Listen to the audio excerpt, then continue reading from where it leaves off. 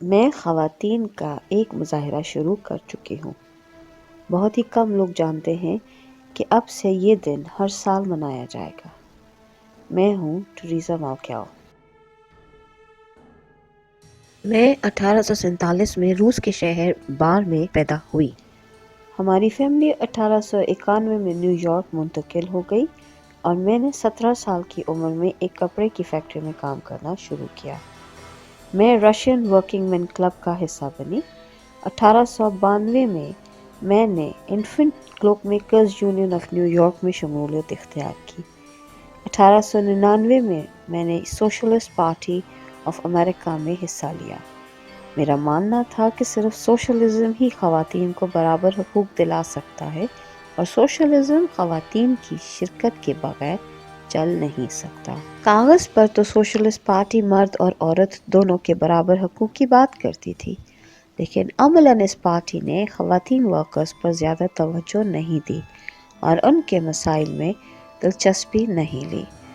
1905 میں نے women's progressive society of یونکرز قائم کی۔ سوشلسٹ پارٹی عورتوں کی علیحدگی کی قائل نہیں تھی، لیکن میرا ماننا تھا کہ عورتوں کو پارٹی میں لانے کے لیے ایک علیحدہ تنظیم ہونی چاہیے۔ خواتین پارٹی میں اپنے محدود عہدوں سے تھک چکی تھیں، جیسے کہ آفیشل کیک بیکرز اور منی کلیکٹرز۔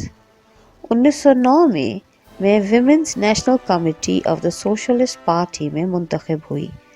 میں نے خواتین کے سالانہ دن کی بنیاد رکھی، جو کہ پہلی دفعہ 28 فروری 1909 کو منایا گیا۔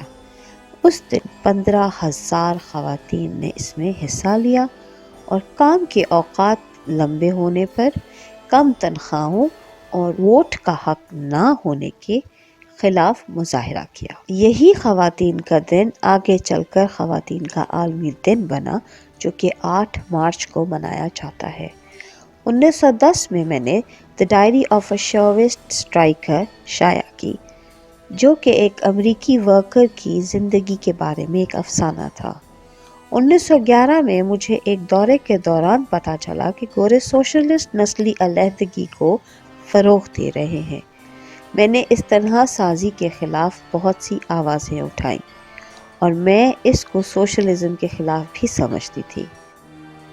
1910 میں international conference of working women میں کلیرا زیٹکن نے خواتین کے عالمی دن کی تجویز پیش کی، جسے تمام نمائندوں نے تسلیم کر لیا۔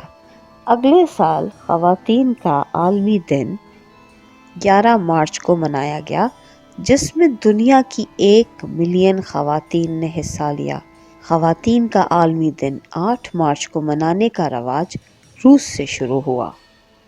8 مارچ 1917 کو پیٹروگراڈ میں خواتین ٹیکسٹائل ورکرز نے مظاہرے شروع کر دیے اور پورے شہر میں پھیل گئی۔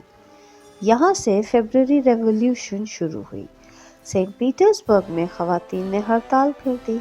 ان کے مطالبات تھے: پہلی جنگ عظیم ختم کرنا، روس میں غذا کی قلت کو ختم کرنا اور زار کے نظام کو ختم کرنا۔